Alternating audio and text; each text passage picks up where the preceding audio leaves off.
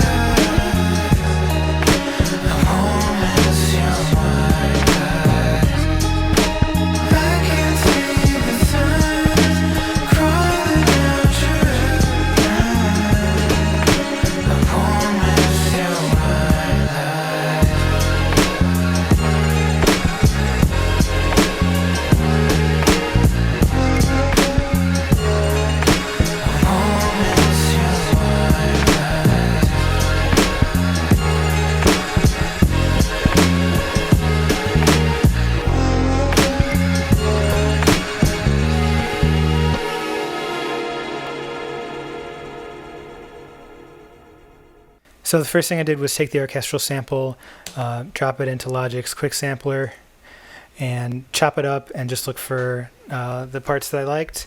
So I found this flute section, started messing with that. I ended up with then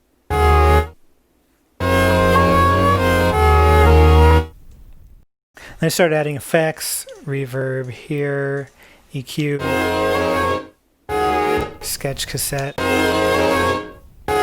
sound gnarly, more EQ, soothe is kind of taming the flute to make room for other stuff. Way more reverb here to just totally wash it out. Some more EQ and some sidechain ducking with this duck plugin. When the kick hits, this kind of goes down a little bit. And then I bounced that and kind of shaped it a little bit so it wasn't just this drone.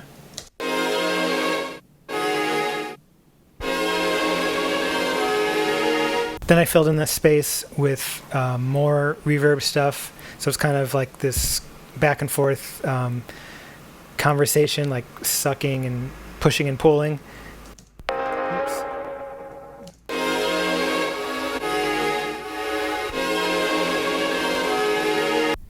And then this is just an octave lower.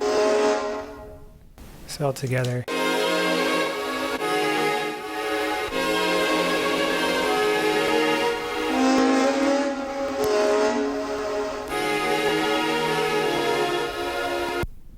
Then I started working on the beat. I took this kick from that hat snare fill. That's kind of the main kick. I put this other one on top of it. And the main snare's from the same fill. I'm narrowing the stereo field because it was kind of left heavy. Decapitator for distortion, EQ, reverb. And this ducking is for the reverb, just when the kick hits, to make some space, make sure the kick doesn't get washed out. We've got these hi-hats up here. Adding reverb to those. These are kind of filling in.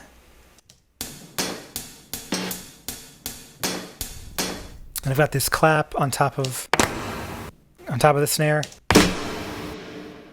So all together, the drums.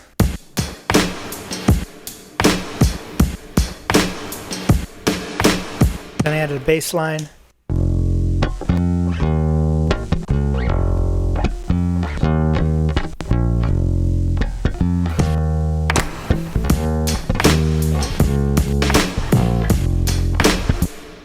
Then I added some more stuff with the kalimba.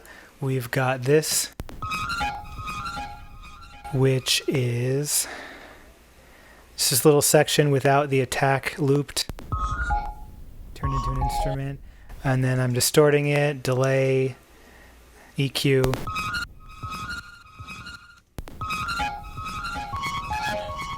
Got this other kalimba that's kind of just like a white noise background cymbal effect kind of thing.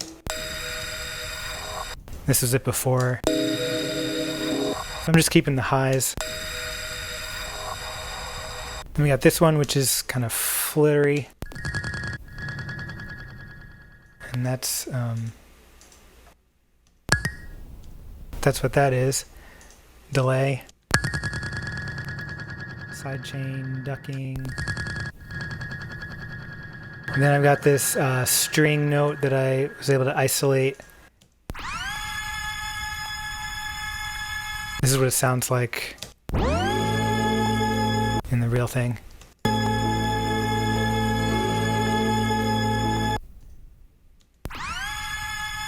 But I just wanted that one note. So all together, it's kind of the main groove.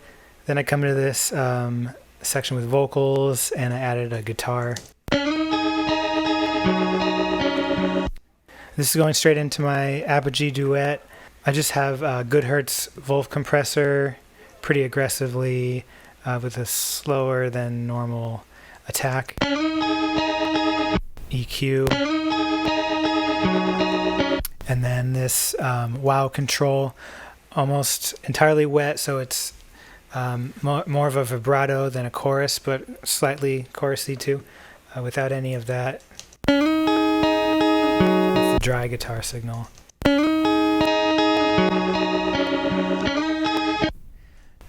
Then I have like 4 tracks of my vocals. And now I can see the sign. Nothing too crazy. Auto-tune, EQ, compressor, de-esser. Looks like I've got some of that wow control on here, giving me a little chorus.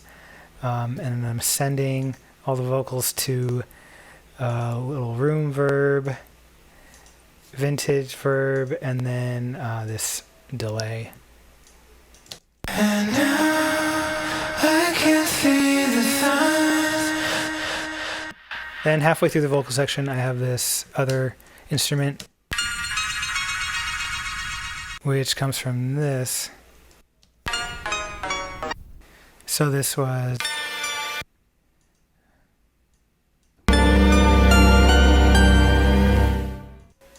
But I just wanted one note so I could turn it into whatever I wanted. So I kind of isolated that one bit, filtered it pretty heavily, put some more effects on it. We've got Supermassive, EQ.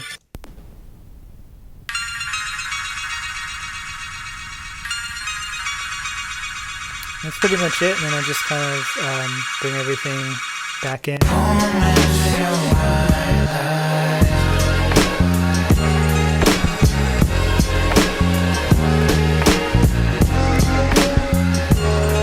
I think that covers everything except the master, which actually is giving me a lot of the sound. So I have, okay, EQ's doing nothing. Wolf compressor, Shapeshifter's kind of doing the heavy lifting, and then Gullfoss. I almost like don't want to turn these off because it sounds so different, but I'll do it. This is without any of these mastering plugins.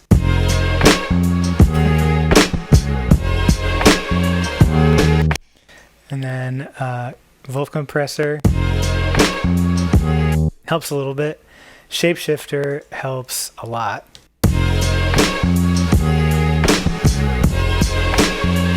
Both really good character compressors.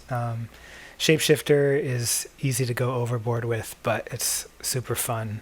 You don't need to put the wet very high to get good results. It's really easy to overdo it.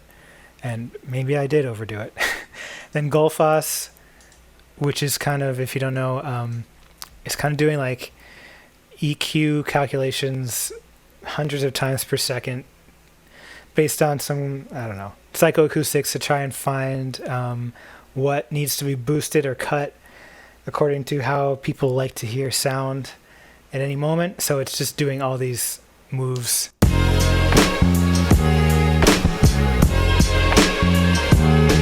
So it's boosting, cutting at the same time throughout the frequency spectrum, millisecond by millisecond, kind of just giving the mix what it thinks it needs, and it's helpful.